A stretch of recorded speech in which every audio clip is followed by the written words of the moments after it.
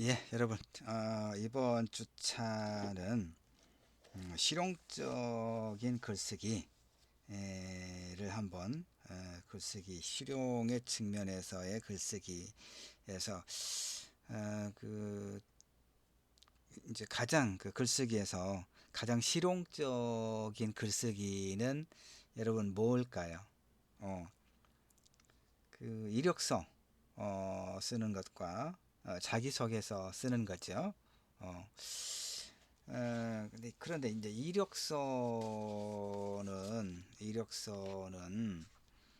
그러니까 이번 주차에는 이제 자기소개서 쓰는 것, 그러니까 자기소개서가 무엇인가, 자기소개서를 왜 요구하는가, 자기소개서에 담아야 될 내용이 뭐 무엇인가, 그다음에 자기소개서의 형식적 구성은 어떻게 되었는가, 뭐 이런 이제 이론과 실제를 이제 공부를 하려고 하는데, 이제 실용적인 글쓰기에서는 일단 이력서 쓰기와 자기소개서 쓰기가 있더라 이런 얘기입니다.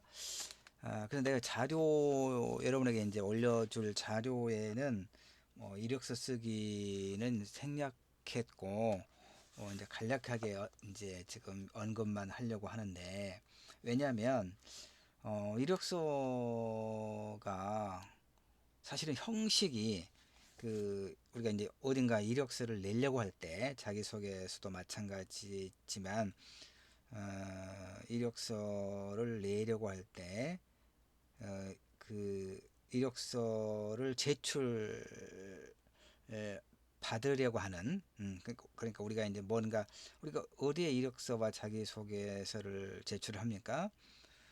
뭔가 이제 취업하려고 할 때 취업하거나 아니면 뭐 어떤 뭐 단기적이든 장기적이든 어떤 특정한 어떤 프로젝트에 참여하고자 하거나 뭐 이런 경우에 또 이제 우리 학생들은 뭐 알바를 할 수 있는 뭐 그런 어떤 자리가 있을 때 이제 기본적으로 요구하는 것이 이력서와 자기소개서죠. 그런데 이제 자기소개서는 뭐 조금 이따 이제 자세히 살펴보겠지만, 이력서는 이를테면 그 폼이 거의 뭐 다 정해져 있잖아요. 그래서 이력서는 간략하게만 언급을 하려고 그래요.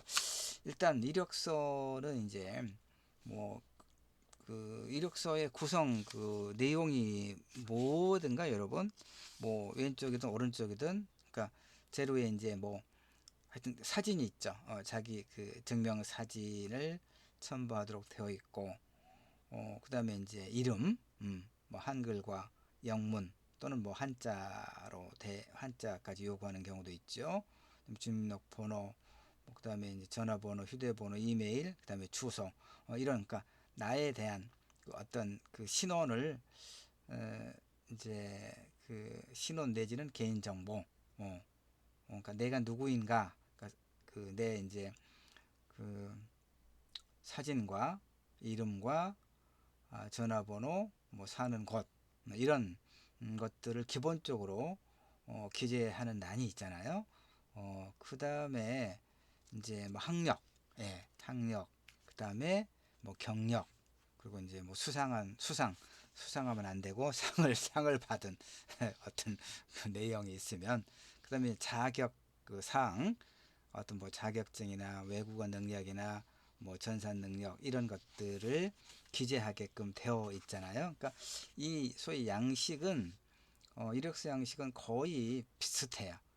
그러니까 물론 이제 종류가 좀 뭐 다양하다고는 볼 수 있지만, 내가 이제 이력서를 내려고 하는 곳에서 양식을 대체로 지정해 주죠.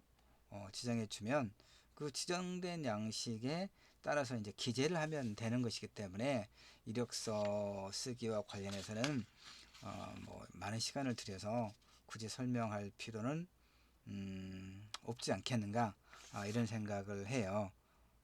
그러나 이제 조금 간략하게만 설명하면 어쨌든 이력서는 개인의 학력이나 경력 등을 기재한 입사 서류를 보통 우리가 이력서라고 이제 개념을 이야기하죠.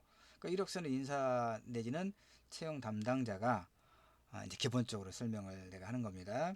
취업 희망자를 채용하기 위해 처음으로 접하는 문서다. 그래서 취업을 하기 위해서는 자신의 능력이나 경력 등을 적절히 부각해서 취업을 희망하는 업체의 인사 담당자의 시선을 끄는 게 매우 중요하겠죠. 일단 이건 내가 지금 그 이제 보면서 여러분에게 설명하는 자료는 그 뭐 학교에서 뭐 다른 선생님들 몇 사람과 같이 공저로 일단 공저 그 내가 쓴 그 대학 글쓰기라고 하는 그 교재가 있습니다. 이 교재에서 이제 이력서 쓰기 그한 챕터가 있는데 이 부분을 이제 자기소개서라든가 이력서 쓰기 몇 개 챕터를 내가 썼는데 그래서 이제 그 책을 좀 보면서 여러분에게 간략하게 일단 이력서와 관련된 설명을 하고 있습니다. 자, 이력서 작성의 기본 원칙은 뭐겠습니까? 명확한 목표와 일관성, 과장이 없는 솔직함, 과장이 없는 솔직함, 뭐 좀 이따 이력 그 자기소개서 하면서 설명하면서 이 부분 이야기할게요. 무슨 얘기냐면 너무 솔직할 건 없다는 얘기죠. 예. 그러니까 그 이력서도 그렇고 자기소개서도 그렇고 거짓을 말하면 안 되죠. 당연히. 그러나 어떤 알리고 싶지 않은 나의 어떤 것까지 알려야 될 필요는 없는 것이기 때문에 이런 얘기를 하는 거고요. 어쨌든 정성 들여서 내용을 작성하고 실무 능력 위주의 작성 이런 건 됐고요. 하여튼 이력서의 내용을 사실 그대로 전달하기 위해서 간결하면서도 명확하게 개인의 이력을 한눈에 파악하기 쉽게 작성. 이건 이제 내가 개념적으로 그 설명했고 이제 안내 해줄 뿐이고요. 하여튼 아까 설명했던 것처럼 이력서는 크게 세 부분으로 이렇게 구성이 되어 있어요. 인적사항, 그렇죠? 아까도 얘기했지만 사진과 이름과 주민등록번호, 외국인들의 경우에는 외국인 등록번호가 있죠. 우리 수업을 듣는 친구들 중에서도 가끔 외국인 유학생도 같이 있고 그러니까 생년월일, 주소, 연락처 이런 인적사항, 그 다음에 학력과 경력사항, 그 다음에 특기사항, 이런 이제 특기사항이 자격증이라든가 어떤 상을 받은 내역, 그 다음에 이제 여러 가지 외국어나 컴퓨터, 그 다음에 또 이제 봉사활동 경력을 있으면 이제 기재하도록 그런 난도 있고 이렇게 인적사항, 그 다음에 학력 및 경력사항, 특기사항 이런 이제 크게 세 부분으로 구성이 되어 있기 때문에 거기에 맞춰서 이제 잘 기재하면 되는 것이죠. 그건 그렇게 하면 돼요. 그건 크게 중요하지 않아요. 아니, 중요하지 않은 게 아니라 중요한데 양식이 정해져 있으니까 정해진 양식대로 정확하게 무엇을 이제 기재해야 되는 것인지를 잘 파악해서 정확하게 기재하면 되는 거고요. 이력서는 이제 자기소개서를 이제 본격적으로 설명을 하죠. 자기소개서를 예. 그 다음에 또 이제 우리가 취업하려고 할 때 자기소개서가 엄청 필요하죠. 그러면 자기소개서를 보면요. 여기 보니까 자기소개서 평균 검토 시간이 8분이다 라고 되어 있어요. 그러니까 5분, 10분, 3분, 1분, 이렇게 15분, 20분 이렇게 꼼꼼하게 보는 경우가 있기는 있는데 대체로 아주 145개 기업의 인사 담당자를 대상으로 조사를 했더니 자기소개서를 짧은 시간에 읽는다는 얘기죠. 이것은 또 이런 것도 있어요. 이제 신춘문예라든가 문학상 심사를 할 때 나도 그 문학상하고 그 다음에 이제 한국문화예술위원회 아르코 그 문학기금 1,000만 원씩 주는 거 있거든요. 그거 2차 심사도 하고 그랬는데 그 경험에 의하면 그 검토해야 될 원고가 엄청 많잖아요. 글이. 자, 여러분 단편 소설은 200자 원고지 80매에서 100매거든요. A4로 요즘에 다 이제 쓰고 출력을 하고 계산을 하는데 그러면 A4 뭐 10포인트로 해서 줄광객 180 정도로 하면 A4에 한 7장, 200자 원고지로 하면 한 사람이면 7장 반 정도가 보통 A4 한 장에 한 페이지에 그렇게 되거든요. 그러면 단편 소설 한 편은 A4로 한 14장 정도 되겠죠. 13장, 14장, 15장. 이것을 뭐 60편, 100편 여러분이 읽는다고 생각해 보세요. 엄청 스트레스거든요. 그런데 그래서 처음부터 끝까지 꼼꼼하게 못 읽는다는 얘기예요. 어, 너무 힘들어요. 이건 감당하기가 장편은 더 그러겠죠. 하여튼 그러니까 그럼 어떻게 해야 읽냐 소설 같은 경우에 앞부분 대부분 그럴 거예요. 앞부분 두세 장. 그리고 이제 뒷부분에 한 두세 장. 이렇게 이게 너무 이제 좀 만약에 내는 친구들은 화가 나겠죠. 쓰는데 얼마나 애를 썼는데 그렇게 간략하게 읽고 집어던지고 하다니.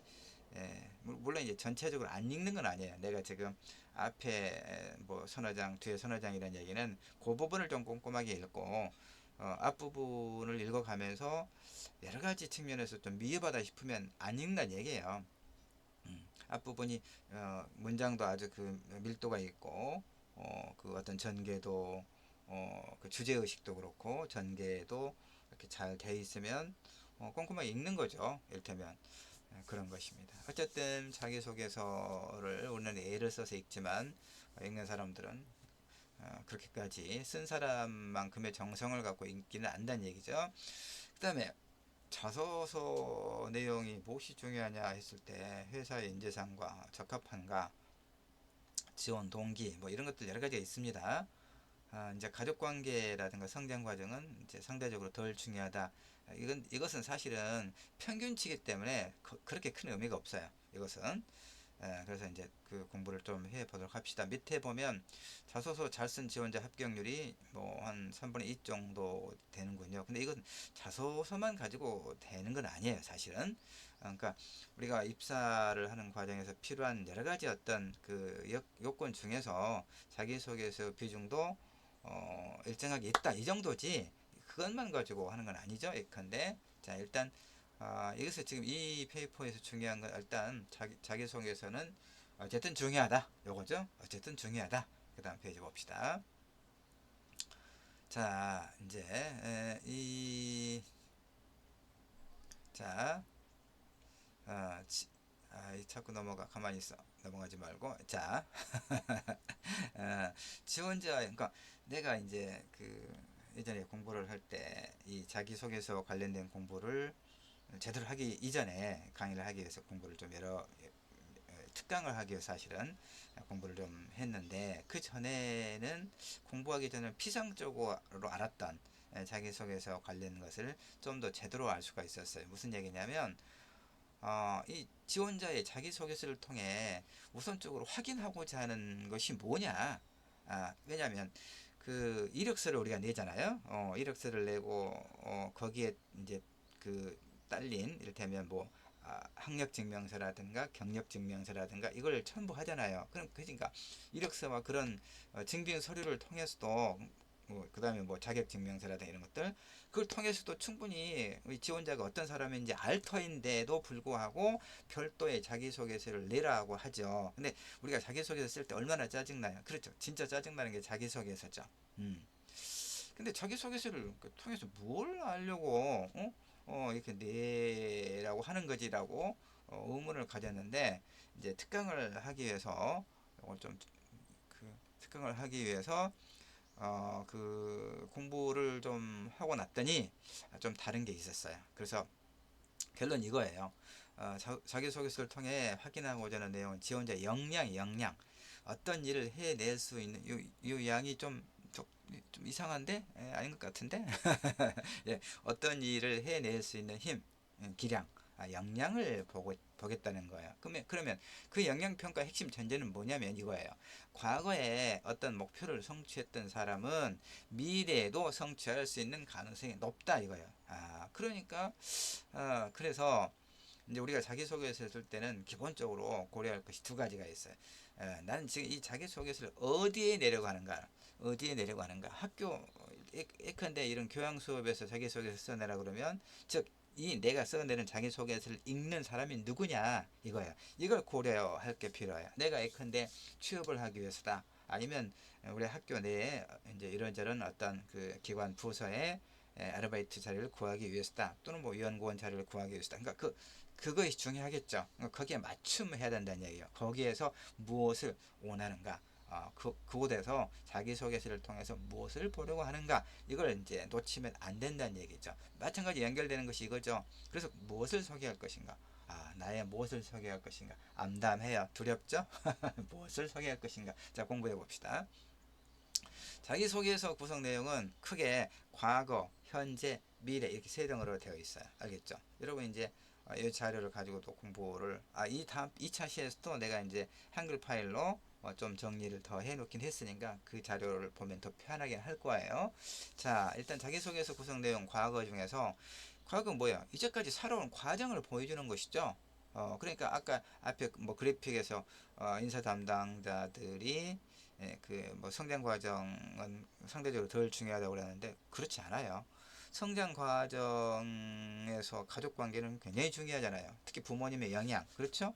이것이 우리의 성장 과정에서 끼치는 영향은 거의 절대적이라고도 할 수 있거든요. 그러니까 자기소개서 과거와 관련된 그 내용을 기술하는 데 있어서 성장 과정을 포함한 기본적인 성격과 가치관을 반드시 물어요. 그 다음에 이제 요즘에는 그 자기소개서가 이를테면 뭐 한 챕터라고 그럴까?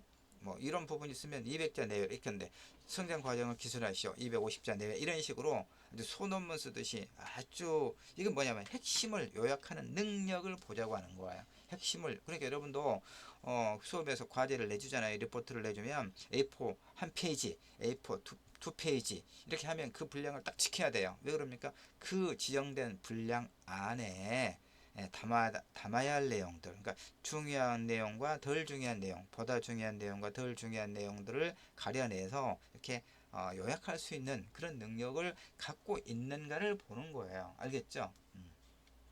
성장 과정. 그다음에 현재에서 가장 중요한 건 뭐냐면 2차 시에서는 이 부분들을 좀 더 이제 세분화해서 정리해 놨으니까 그때 보도록 하고 현재 부분에서는 현재 나죠. 그러니까 과거의 경험을 통해서 만들어진 현재 나의 모습 즉 뭐예요? 역량이죠. 내가 과거에 이러이러한 경험을 통해서 성장 과정과 학창 시절의 어떤 경험과 성취 경험, 실패 경험, 그걸 어떻게 극복했는가 이런 것들을 통해서 현재 내가 가지고 있는 어떤 역량, 어떤 일을 감당할 수 있는 그런 능력, 그게 뭔가를 보여주는 게 현재죠. 마지막으로 미래겠죠. 미래는 뭐겠어요? 지금까지 경험을 통해서 그 다음에 현재 내가 가지고 있는 역량을 통해서 미래에 무엇을 이루고자 하는가 이거죠.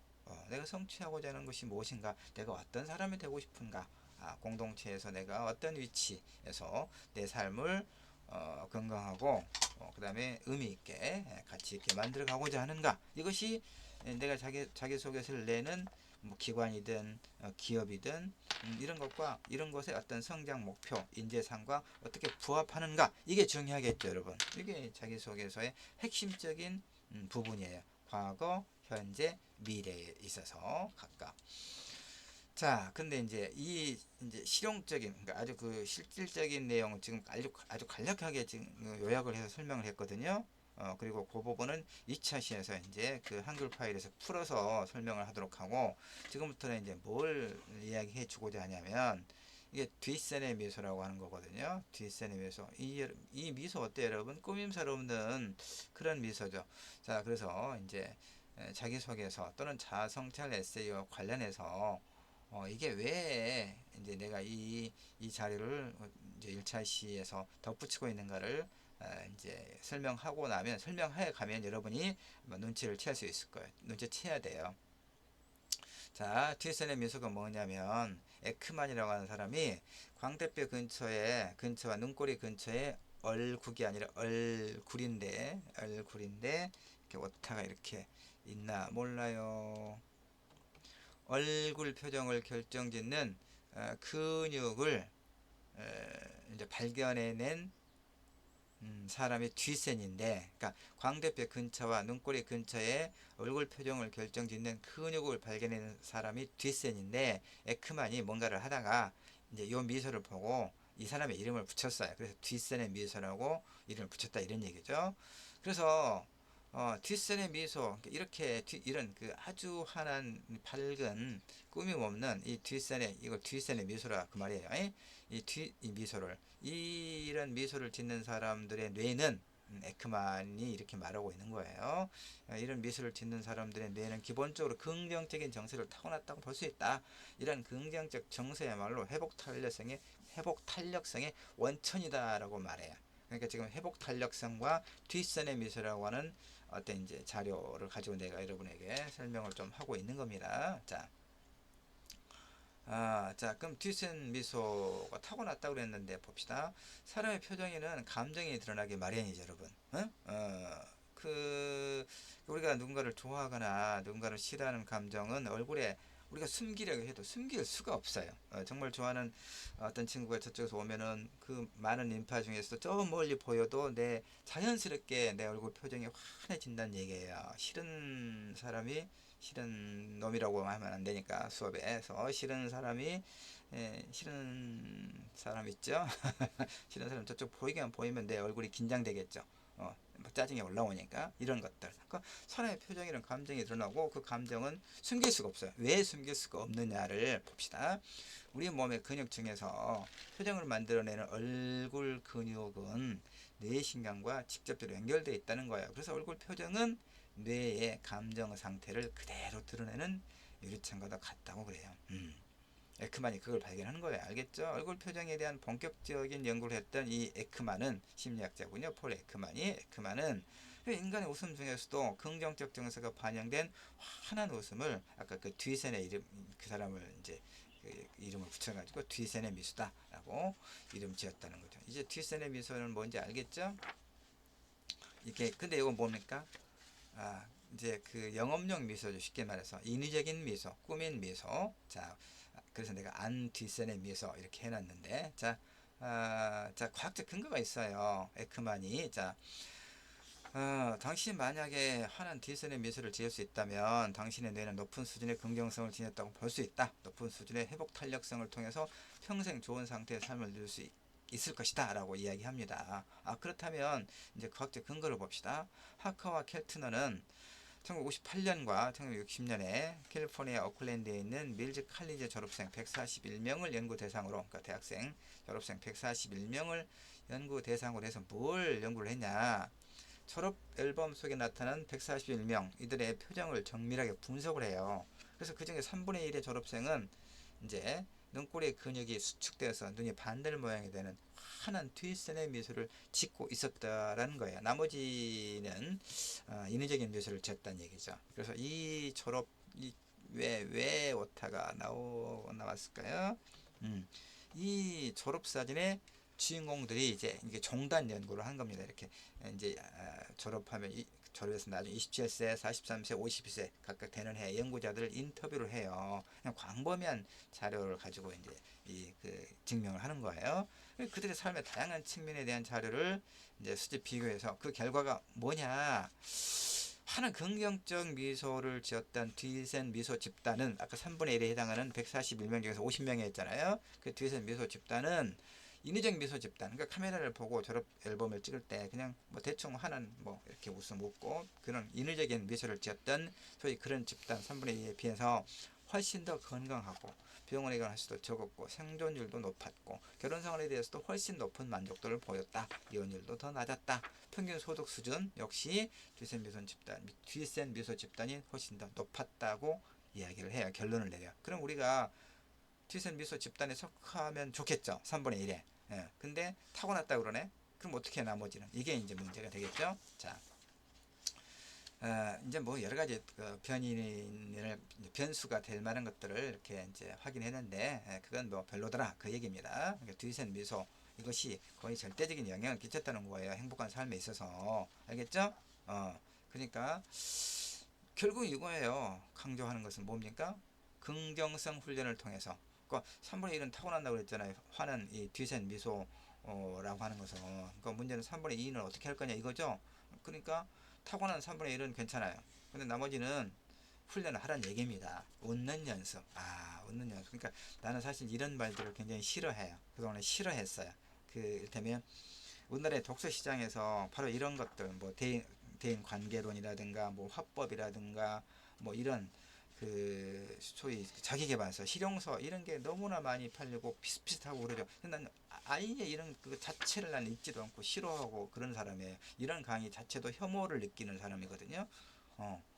그런데 내가 이제 대중 인문학 강좌를 하기 위해서 이런저런 책을 뒤적거리다가 이 자료를 발견했어요. 회복 탄력성이라고 하는 것이, 물론 회복 탄력성이라고 하는 것도 이제 다른 학자들은 이걸 완전히 자본주의적 생산 양식에 기여하는, 재생산에 기여하는 이런 거다.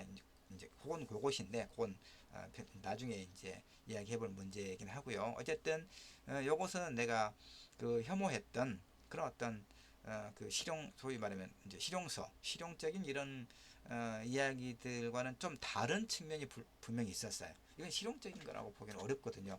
그 다음에 오래전에 그러니까 이런 논의가 있었잖아요. 닭이 먼저냐 달걀이 먼저냐와 같은 그런 비슷한 그런 논의 구조가 뭐가 하나 있었냐면, 유사한 게, 웃으면 행복한가 행복하니까 웃는가, 이런 거 어떻게 생각해요? 웃으면 행복해진다. 행복하니까 웃는 것이지 어떻게 웃는다고 행복해지느냐, 이러면 어떻게 생각해요? 나는 행복하니까 웃는 거라고 봐요. 억지 웃으면 웃는다고 해서 행복해지는 게 아니거든요.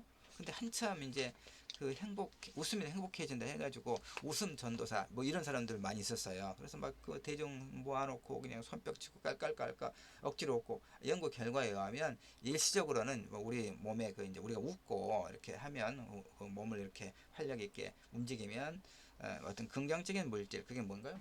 잘 모르겠어요. 도파민인가? 도파민은 긍정적인가 부정적인가? 여러분이 자 하여튼 그런 것이 이제 에너지, 긍정적 에너지를 발산해서 일시적으로는 이제 우리 몸이 회복이 된다는 얘기죠. 그러나 박수치고 깔깔깔 웃고 그러다가 계단 내려가서 집으로 돌아가는 길에 다시 원점으로 돌아가겠죠. 그 사람이 가지고 있었던 여러 가지 고민들이 웃는다고 해결되는 거 아니죠. 실제로 웃음 전도사로 유명했던, 방송에 나와서 출연했고 막 아침마당에 나오고 막 이런 사람, 여성분인데 자살했잖아요. 깜짝 놀랐어요. 자신이 갖고 있는 다른 사람들, 많은 사람들 앞에서 손뼉을 치고 깔깔깔깔 웃고 하하 막 억지로 웃으면 뭐 행복해진다 해서 한참 유행을 일으켰던 그 사람이 남들 앞에서는 그렇게 했지만 실제로는 자기가 갖고 있는 다양한 어떤 고민들을 극복하지 못하고 자살해버린 거예요. 그러니까 나는 아까 내가 실용선이, 자기계발선이 극도로 혐오했다는 거고, 그래서 좋아하지 않는데, 이건 이 책을 보니까, 왜냐면 이건 오랜 연구의 결과잖아요. 그러니까 긍정적 감정을 불러일으키는 습관 감정을, 자기 감정을 조절하는 것이 매우 중요하다는 얘기죠.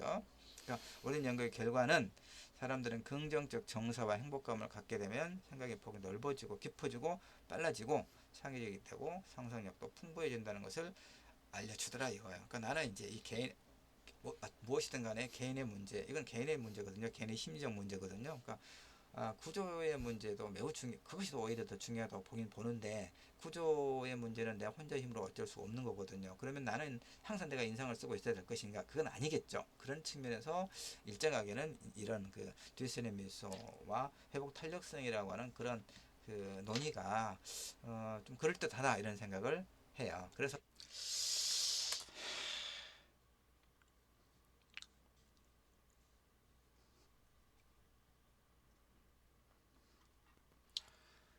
어,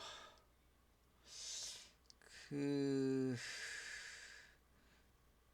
음악을 조금만 듣죠. 피곤을, 예, 피곤을 좀